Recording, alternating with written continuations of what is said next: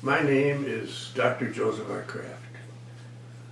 I am Chairman Emeritus of the Department of Clinical Pathology and Nuclear Medicine at St. Joseph Hospital, Chicago, Illinois. This book, entitled Diabetes, Epidemic, and You, is the story of my research.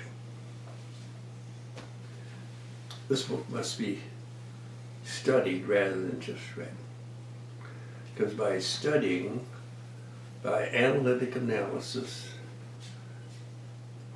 coupled with your deductive reasoning, will affirm the very earliest laboratory diagnosis of diabetes by oral glucose tolerance with insulin assays.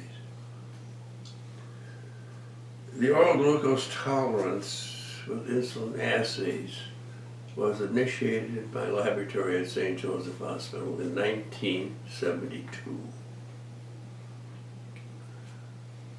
The test over a period of time, which is now total over 14,000 examinations, have confirmed the establishment of the oral glucose tolerance with insulin assay as the earliest laboratory identifier of diabetes.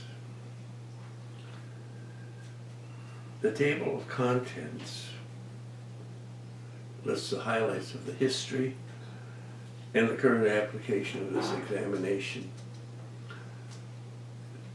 There are 14,374 examinations with ages ranging from 3 up to 90 plus years of age.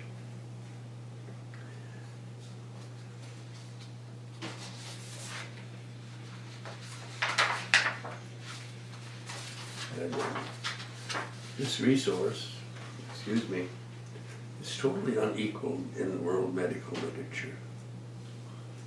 In recent times, the clinical application of the oral glucose tolerance with insulin assays has been minimal. Many pathologists and most clinicians, including professors from distinguished universities, through no fault of their own, have been deprived of the opportunity of experience with the oral glucose tolerance.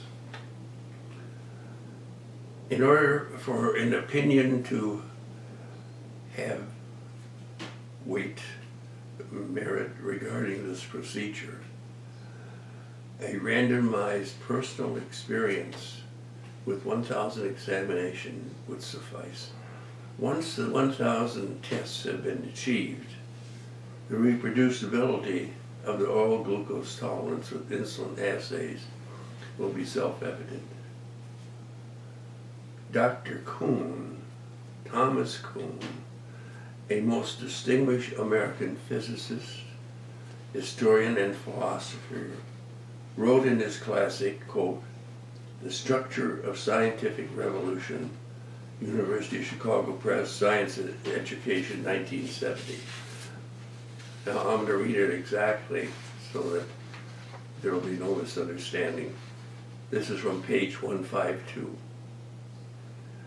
The beginning of a new paradigm to acceptance extends through multiple decades. Though a generation is required to effect change, scientific communities have again and again converted to a new paradigm. Though some scientists may resist indefinitely, most of them can be reached in one way or another. Conversions will occur, a few at a time, until the last holdouts have died. The whole profession will again be practicing under a single, but now a different paradigm. I like this because it exactly parallels the relationship and development of acceptance of my research. Dr. Kuhn described the paradigm shift of revolutionary scientific research. My research provides the earliest laboratory diagnosis of type 1 and type 2 diabetes by insulin assays with normal glucose tolerance. The earliest diagnosis provides the greatest opportunity for treatment and cure. This has been a fundamental truth in medicine since the practice of Hippocrates. My research unveiled the diabetes phenomena. People with normal blood sugars can be diabetic. Imagine that. People with normal blood sugars can still be diabetic. Hence, this paradigm shift is on its way, thanks to you, the reader. Thank you very much.